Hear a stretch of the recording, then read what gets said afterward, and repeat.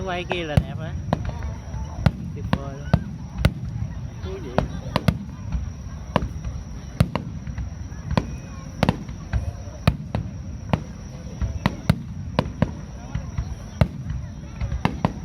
Làm em phải ngồi dậy luôn, đau lưng.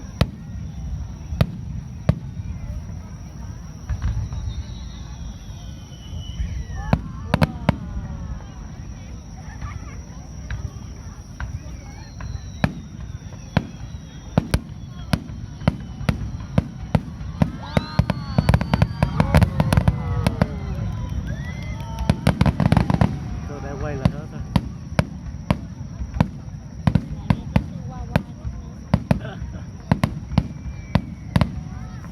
Cuối rồi nhá.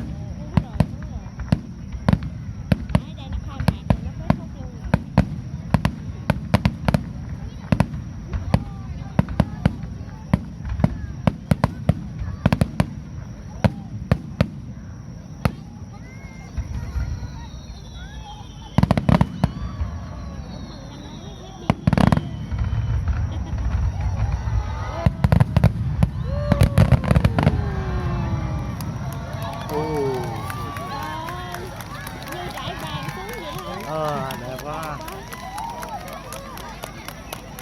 Super.